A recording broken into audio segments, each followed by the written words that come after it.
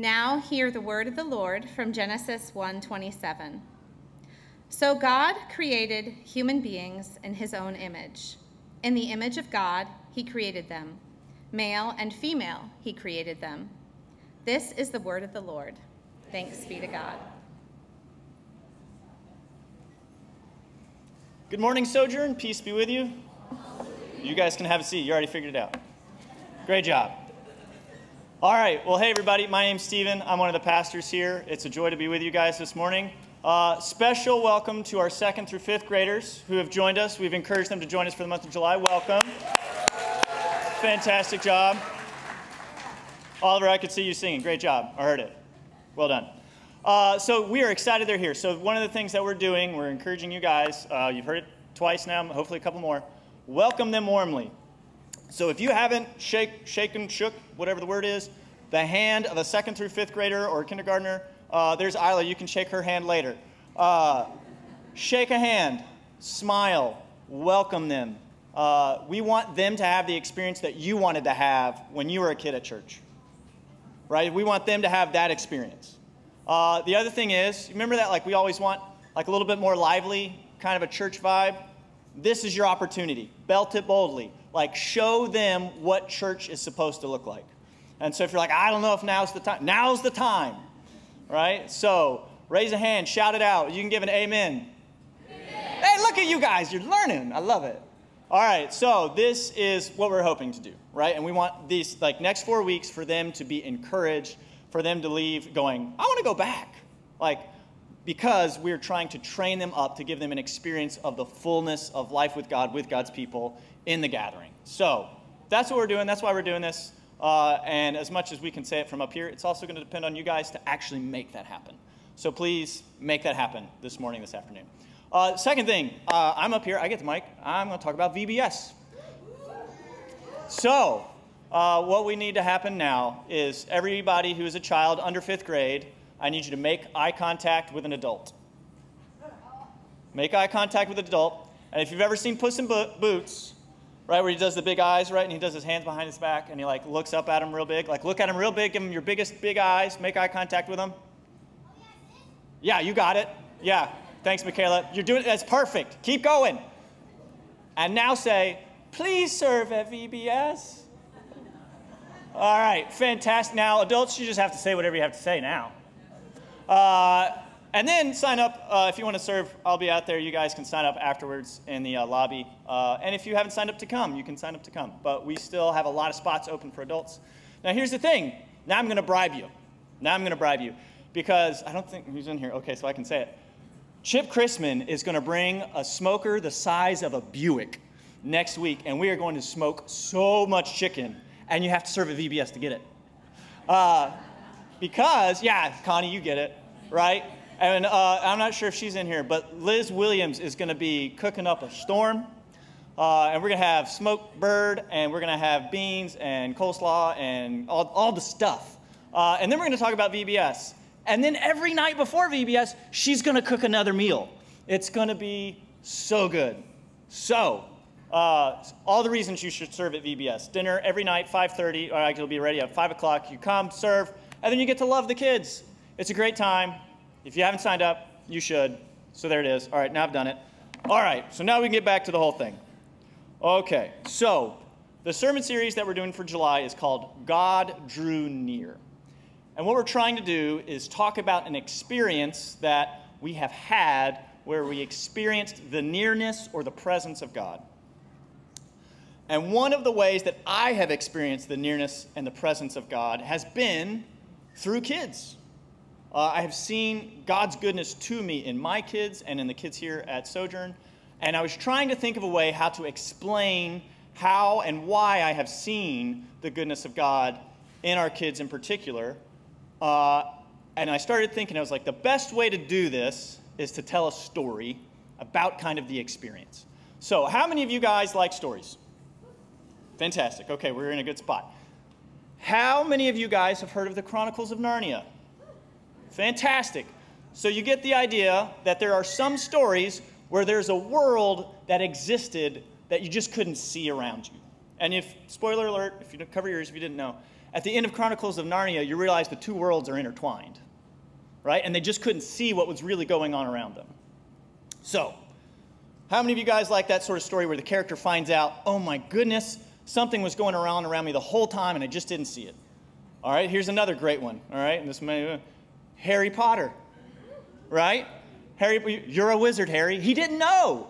He saw all these things happening around him the first time, and then all of a sudden, Hagrid, like this mentor, shows up and says, actually, the reason all these crazy things have been happening around you, all these silly, ridiculous things, and you can talk to snakes, it's because there's a world of magic all around you that you just couldn't see. And then all of a sudden, he's like, oh my goodness, and it opens his eyes to this whole new world.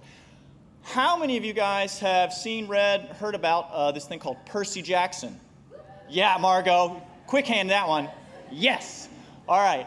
Percy Jackson's awesome because, again, it's this idea of this character. All of a sudden, he starts experiencing, he's 12 years old in 6th grade, and these strange things start happening to him, and he's chased by a minotaur, and he's like, what is going on? And what he finds out is there's this mist that's been around him his whole life that's kept him from seeing the world as it really is. And the world as it really is filled with gods and goddesses and demigods. And he finds out he's a demigod. And all of a sudden, the mist is removed, and he can see the world as it really is, and he finds out that he's destined to become a hero. And it's a super cool story. Wouldn't it be cool if I could tell you a story and say, it's actually true, and you're a part of it?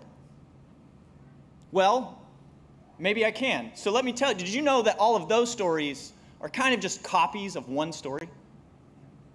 It's possibly the oldest story that's ever been told. It's actually from an ancient book that is just called the book, or the books. And it involves one main character and a bunch of sub-characters. And so the main character is called the Adonai. Can you guys say that with me? Adonai. All right, fantastic. And then the other one, it's got these weird, it's going to sound like Dune. I'm sorry, here it is. Right? Sounds like it's called the Haddam. Can you guys say Haddam? Haddam. So we have the Adonai and the Haddam. All right? So the Adonai is the main character. The Haddam are kind of these characters you'll find out about. So here, let me tell you the story. Once upon a time, there was the Adonai. And he's all that there was. And there was nothing except the Adonai. And out of the overflow of his being, the Adonai created the cosmos. Gases, rocks, planets, stars, and he filled the cosmos with goodness. And in a faraway corner of the cosmos, he planted a small, tiny garden on an insignificant planet. And it was called the Eternal Mountain Garden. And on the Eternal Mountain Garden, he filled it with the most precious thing, life. Birds, reptiles, and these furry things, all sorts of good stuff. And at the core of the mountain garden, he put his two viceroys, his co-regents who were going to rule the universe with him, and he called them the Haddam. And he put the Haddam there to rule everything with him. And here's where it gets crazy. He gave the Haddam a power that the universe hadn't known to that point, and that was the power to be like the Haddam. The Haddam were to be like the Adonai. He gave them such power, such wisdom, such insight. And he said, rule over the eternal cosmos with me. And everything was good. And then the Dark One showed up. He was a mysterious force that they didn't really understand where he was from or what he was doing, but he found the Haddam. And he convinced them that the Adonai had lied to them, that they weren't as powerful, that they weren't as good as they could be, and that there was power for them to take, and all they had to do was to reach out and take it. And the Haddam believed the evil one, and they took the power for themselves, and in doing so, they released the darkness. And the darkness scattered across the lands, and it corrupted everything. It twisted all of the light and all the goodness that the Adonai had created and made it dark. And had the Adonai not found out, the eternal darkness might have lasted forever. But the Adonai found out. and he went to the Haddam, and he cast them out of his garden. And you would have thought the Adonai would have just destroyed them. But instead, the Adonai told the Haddam, I will save you. I will restore you so you can rule with me on the eternal mountain garden. But no one understood how or why. How could such a promise be true? Who could destroy the darkness? How could the Adonai destroy the darkness without destroying the Haddam? When would he do such a thing? All they knew was that he would send the chosen one to rescue them. And so they waited. They waited for the hero to come. But the darkness proved to be too much for the Haddam. It went deep into their hearts, and they did evil, and they ran even further from the Adonai. Eventually, the Haddam chose a special family that would be the ancestors of the chosen one. And unfortunately, that family kept running into the darkness. Deeper and deeper into the darkness, giving themselves over to it. And you would have thought the Haddam would have been cast out even further from the Adonai, and he would have taken his promise back, but he didn't. He kept this family alive, and again, he brought them back to himself. But again and again, they would run from him. And after thousands of years of this, after thousands of years of failing, the Haddam began to think that the Adonai was a liar. They began to think they had been abandoned. And in that dark chaos, in the darkest night, the Adonai did something unthinkable.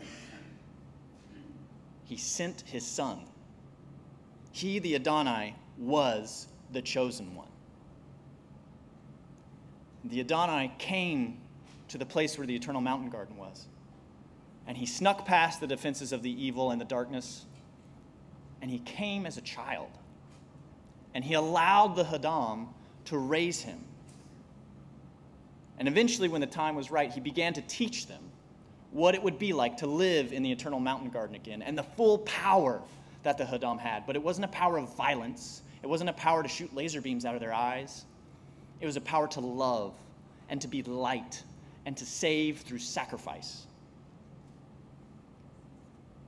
Unfortunately, some of the Haddam had become so corrupted, so evil, that they thought that the Adonai was the evil one. And they began to plot to kill him. But this was part of the Adonai's plan. Because the corrupted Haddam took the Adonai to kill him, he began to absorb all of the evil and all of the darkness that had been scattered across the lands into himself. And then, according to the book, that he who knew no darkness became darkness. And in his body, he took the punishment of the darkness into himself. And like taking a scorpion and using its own stinger to kill it, he took darkness into himself and used death to take death and kill the darkness that was inside of him. And the darkness was dealt with, and it was no more. And this would have been a sad ending because it would have left the Adonai dead. And it would have left the Haddam outside the eternal mountain garden. But what the corrupted Haddam didn't know, and what the evil one didn't know, and what the darkness didn't know, is that the Adonai could never die. And he came back to life. And through his resurrected life, he was able to send his spirit out and to live among the Haddam. And this is the mystery that was solved.